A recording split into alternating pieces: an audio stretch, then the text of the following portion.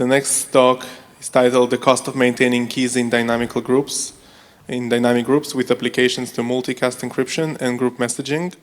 This is authored by Michael Anastos, Benedict Arbach, Mirza Ahad Bej, Miguel Cueto Noval, Matthew Kwan, Guillermo Pascal Perez, and Christoph Pieczek. And the speaker is Miguel. Thank you. Thank you for the introduction. I'm going to be telling you about our work on communication complexity in the setting of dynamic groups. So first, let's start by saying what I mean when I say dynamic group. Basically, these are round-based primitives, and in each round, we have a group of users who agree on one key. So let's say 5 users, these 5 animals, agree on this key, and in each round, we basically perform what we call a replacement. So we are going to remove some of these users from the group and add some more users. So let's say, for example, we remove the lion and the panda, we sample a new key, we don't tell them what this key is, but we tell these 2 new animals, right? So basically, security corresponds intuitively to only the new animals plus the ones we chose to remain in the group should be able to derive this key. And we are interested in doing this over many rounds and seeing how many messages are needed in order to communicate the new keys while preserving security. This is a well-studied topic. In fact, there are well-known primitives like multicast encryption, or more recently, the study of group messaging. Our results apply to both, but for this talk, I'm going to only focus on multicast encryption. So let me define it on the next slide.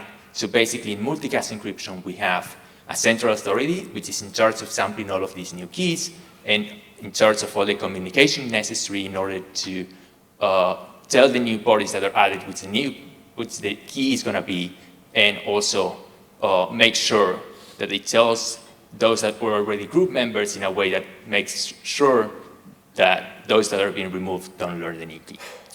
And each user basically only keeps a state, which usually consists of some keys. Here, subscripts correspond to who knows that key. So this would be the state of the fox. Most constructions are based on key trees, so this is a tree, usually binary tree, though it needn't be. And the nodes in the tree correspond to keys. So for example, we could have this tree here. Leaves correspond to the keys that each user knows. So at the bottom, we have the leaves, and at the very top, we have the root, which is the group key known by everyone. And now let's say the central authority. Well, before we get there, just tell me that an arrow from node A to node B is just a ciphertext. It encrypts the key associated to node B under the key associated to node A.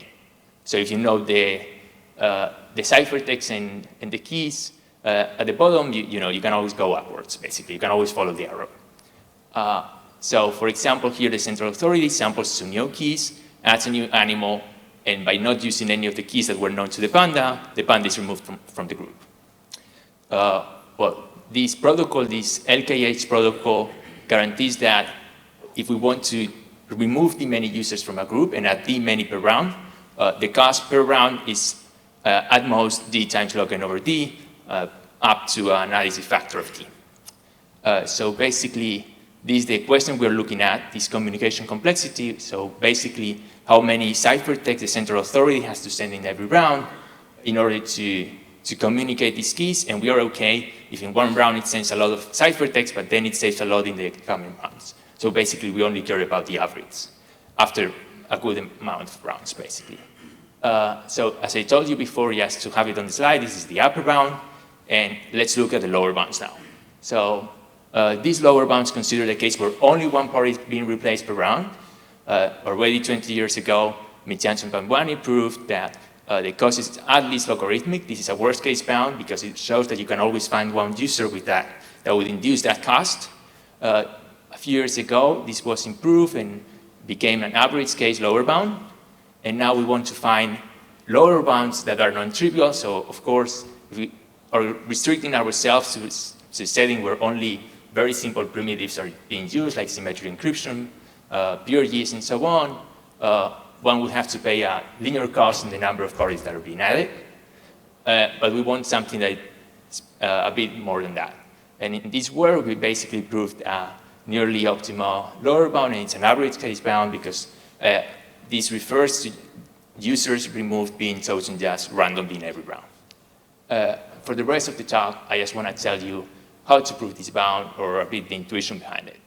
So let's start with a slightly bigger tree now, 16 users. Each of the leaves corresponds to one of them, and they know the keys along their path to the road. So this is round T minus 1. And now we're going to be removing some users. Let's use the color red for them. And we're going to add some blue users that are on the left, but we don't care too much about them right now. The question is, OK, those nodes that are colored in red and are not a leaf are also keys that are known by those who are being removed. So we cannot use those keys to communicate the new one. So we are left only with the gray nodes and, of course, the blue nodes. Those are fine. So this central authority can try to use as few ciphertexts in order to, so as few of the gray nodes as possible in order to communicate the key to those users whose leaf is coloring gray, and then it would just encrypt the new key to those who are being added. That's one possible approach. Let's focus first on the part that affects only those who are already members of the group, and observe that this would already be a lower bound on the cost on the number of ciphertexts, which would basically be the blue edges, but it has a downside to it, and it's basically only accounting the cost of communicating the new key. But it's not taking into account the creation of some of new intermediate nodes, right? Because it makes use of intermediate nodes, the gray ones, but it doesn't create any new ones, because this is like the lowest amount possible to communicate the key. And if we look at the removed users, there are some red nodes that are intermediate nodes. These were communicated in the past, so they had some cost, and this is not ever going to be captured by this kind of approach. And it would also be a reasonable lower bound for the cost that took place between round 0 and T minus 1. So basically what we do is just consider a function cost of round T, which adds both of them up. And now we're going to be studying this function, cost T. So basically, we show, using some combinatorics, that in expectation over the random choice of parties that are being removed, that in every round, this is going to be at least the log of n over d, which is basically the lower bound I already announced. So now the only thing that remains is to connect this to the number of ciphertexts that are being sent in every round. As I told you, this cost function counts the red nodes. We know these were not sent in round T. So we may be double counting things a few times, but hopefully not too many. And that's basically what we prove.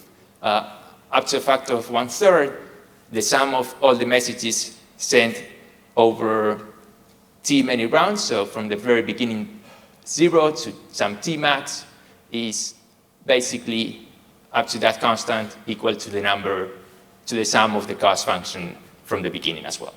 And therefore, from the previous lower bound, we obtained the final result, which was an average cost of d log n over d up to some constants.